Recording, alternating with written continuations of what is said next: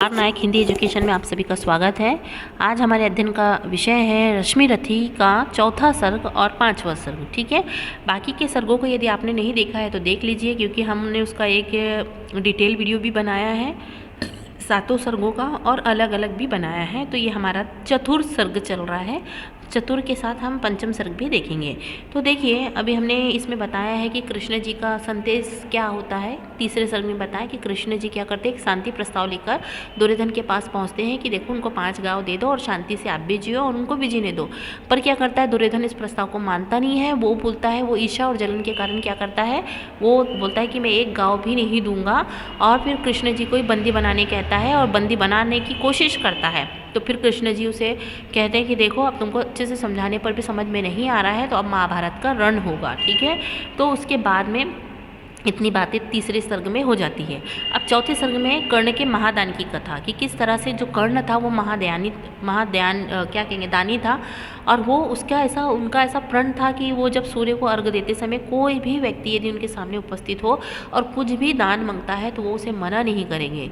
तो जब महाभारत का युद्ध चलता रहता है और कर्ण जो एक बलशाली शौर्यवीर के रूप में चमकते रहता है, तो फिर क्या होता है कि जो भगवान है वो सोचते हैं कि यदि इस तरह से ये शौर्य अपना दिखाते रहेगा तो पांडव के हाथ से बाजी निकल जाएगी और कौरव जीत जाएंगे, यानी अन्याय की जीत होगी। तो वो लोग क्या करते हैं, प्लानिंग करते हैं कि कर्ण से वो क्या करना है, कर्ण के साथ छल करते हैं। और जब वो सुबह सुबह सूर्य देवता को अर्घ देता रहता है, तभी जो इंद्र है वो भेष बदल कर आते हैं और उससे दान के रूप में कवच और कुंडल मांगते हैं।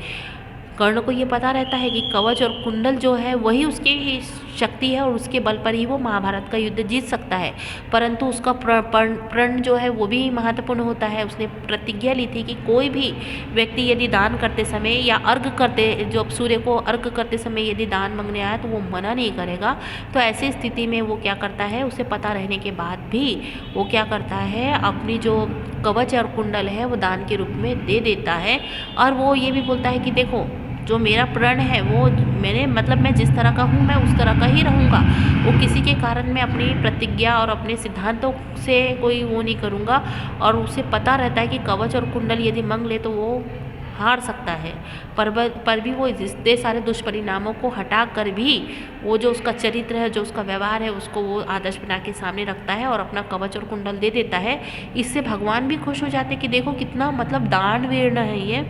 ऐसे इसको दानवीर कर्ण नहीं कहते हैं, जो उसने अपना कवच और कुंडल जो उसके जीवन का आधार है उसको ही निकाल के दे दिया। तो उसी की जो कथा है वो चतुर्थ सर्ग पे बताई हुई है। ठीक है, जब कर्ण ने पांडव के पक्ष में जाने से इनकार कर दिया तो इंद्र भगवान का वेश धारण कर कर्ण के पास आए। तो जो इंद्र है वो ब्राह्मण का वेश धारण करके कर्ण के पास आते हैं। और कर्ण क्या करता है, कर्ण उस समय अर्घ देते रहता है सूर्य को। ठीक है ना, तो वह कर्ण की दानवीरता की परीक्षा लेना चाहते थे। कर्ण इंद्र के इस छल प्रपंच को पहचान गया, परंतु फिर भी उसने इंद्र को सूर्य के द्वारा दिए गए कवच और कुंडल दान के रूप में दिए। इंद्र कर्ण की इस दानवीरता को देखकर अत्यंत लज्जित हुआ। देखो इंद्र को भी लज्जा जाती है कि देखो इंद्र जो है, वो कर्ण जो है कितना दानवीर है कि उसे सब कुछ पता होने के बाद भी वो क्या कर रहा है, अपना कवच और कुंडल दे रहा है। और उसे स्वयं के ऊपर एक भगवान को खुद के ऊपर शर्म आ रही है कि देखो हम उसके साथ छल कर रहे हैं, पर वो देखो वो कितने साफ मन का है। उन्होंने स्वयं को प्रपंच, कुटिल और पापी कहा और प्रसन्न होकर कर्ण को एक धनी नामक अमोघ शक्ति प्रदान करी। वो फिर उनको ऐसा लगता है कि हम कितने कुटिल और पापी है। कौन, इंद्र सोचता है कि हम इनके साथ छल कर रहे हैं, किसके, कर्ण के साथ। पर जो कर्ण है वो कितना महान व्यक्ति है। और फिर बाद में वो उससे प्रसन्न हो जाते हैं और उसको एक धनी नामक अमोघ शक्ति प्रदान करते हैं। ठीक है, तो ये था चौथा सर्ग। अब पांचवा सर्ग देखते हैं। पांचवा सर्ग क्या है कि कुंती को चिंता है कि रणभूमि में मेरे ही दोनों पुत्र कर्ण और अर्जुन आपस में युद्ध करेंगे। इससे चिंतित होकर वो क्या, कर्ण के पास जाती है और उसे उसके जन्म के विषय में सारी बातें बताती है।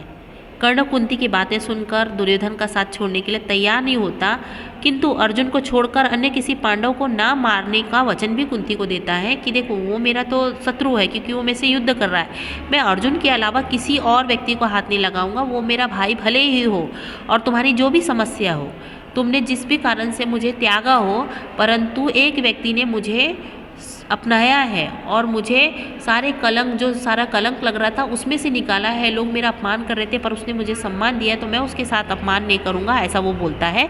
कर्ण कहता है कि तुम प्रत्येक दशा में 5 पांडवों की माता बनी रहो। कुंती निराश हो जाती है। कर्ण ने युद्ध समाप्त होने के बाद कुंती की सेवा करने की बात कही, वो बोलता है, वो निराश हो जाती है कि बोलता है नहीं, मैं आप जो चाहती है ना वो मैं नहीं कर सकता, मैं उसका ही साथ दूंगा और एक आपको वचन देता हूँ कि मैं अर्जुन के अलावा किसी और को नहीं मारूंगा। और बोलता है कि युद्ध समाप्त होने के बाद मैं तुम्हारी सेवा करूंगा, मैं जो माता और पुत्र का जो संबंध है उसको बनाए रखूंगा और जो पुत्र धर्म है वो भी पालन करूंगा। और फिर बाद में जो कुंती है वो निराशा से लौट जाती है।